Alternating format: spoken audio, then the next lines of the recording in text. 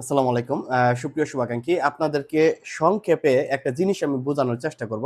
মনে করেন এটা হচ্ছে আমার 18তম অ্যাপ্লিক্যান্ট কপি, আবেদন কপি। মনে করেন এটা আমার আবেদন কপি। এখন আবেদন কপিতে আপনি যে ঠিকানাটা দিয়েছেন, এই ঠিকানা আপনার এনআইডি তে নাই। মনে করেন যে আপনার এনআইডির ঠিকানা আর এই ঠিকানার মিল নাই। তো আপনি এই ঠিকানা এই ঠিকানা এনআইডি ঠিকানার সাথে এটা মিল নাই। তো এই ঠিকানা অনুযায়ী আবেদন করছেন।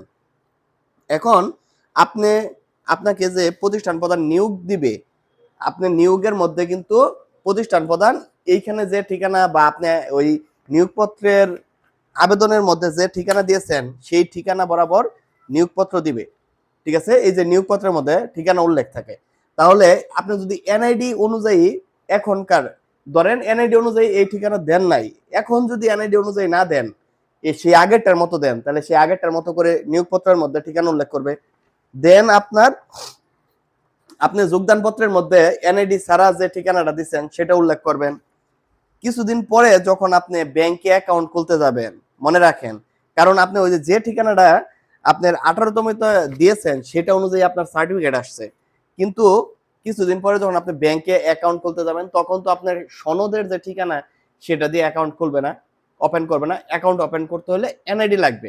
তো তখন কিন্তু আপনার এনআইডি ঠিকানা দিয়ে ব্যাংক অ্যাকাউন্ট ওপেন করতে হবে, কিন্তু ব্যাংক থেকে যে স্টেটমেন্ট দিবে, যেই স্টেটমেন্টটা এমপিওর জন্য লাগবে, সেই স্টেটমেন্টের মধ্যে আপনার যে ঠিকানাটা এনআইডি অনুযায়ী লিখবে সেই ঠিকানার সাথে তখন তো এই নিয়োগপত্রের ঠিকানা, যোগদানপত্রের ঠিকানা কিংবা এই যে অ্যাপ্লিক্যান্ট কপির ঠিকানা কোনোটাই মিলবে না। এবং কিছুদিন পরে আপনার আরেকটা গুরুত্বপূর্ণ এমপিও ফাইল পাঠানোর জন্য এরকম টিচার স্টাফ লাগবে, প্যাটার্ন লাগবে, এটাকে বলা হয় 3 পৃষ্ঠার ফর্ম। এরকম 3 পৃষ্ঠার ফর্ম লাগবে। এই 3 পৃষ্ঠার ফর্মের মধ্যে ঠিকানা লিখতে হবে। এবং এই জায়গাতে যদি আপনি সেই এনআইডি ছাড়া যে ঠিকানাটা দিয়ে আবেদন করছিলেন 18তম সেটা লেখেন, তাহলে সবকিছু মিলিয়ে আপনার কিন্তু হবে না। এবং ইএফটি নামক যে শৃঙ্খলা, ইএফটি বেতন হওয়ার পরে ইএফটি তে অন্তর্ভুক্ত, সেই ইএফটিটাও আপনার এনআইডি অনুযায়ী হইতে হবে। তো সবকিছু কিন্তু আপনার এনআইডি অনুযায়ী হতে হচ্ছে। তাহলে যা আপনি 18তমতে এনআইডি অনুযায়ী ঠিকানা দেন নাই, যা গেছে গেছেই। এখন যোগদানপত্র, ব্যাংক অ্যাকাউন্ট এবং এই যে টিচার স্টাফ, এটাকে বলা হয় টিচার স্টাফ, 3 পৃষ্ঠার ফর্ম। এই টিচার স্টাফ সবকিছুতে ইএফটি তে, এমপিও তে আপনার এনআইডি অনুযায়ী ঠিকানা ব্যবহার করতে হবে।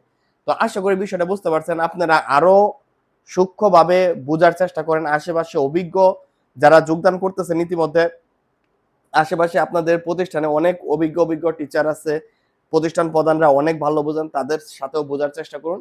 আমার মাথায় যেটুকু ধরছে আমি সেটুকু সুন্দরভাবে আপনাকে উপস্থাপন করার চেষ্টা করলাম। ভুল ত্রুটি মানুষের হইতে পারে, আপনি সুন্দর মন্তব্য কমেন্টে জানাবেন। আর হচ্ছে যে আরো যদি ডিটেলসে আমি জানানোর চেষ্টা করব। তো সবার জন্য শুভকামনা রইল। সালাম আলাইকুম।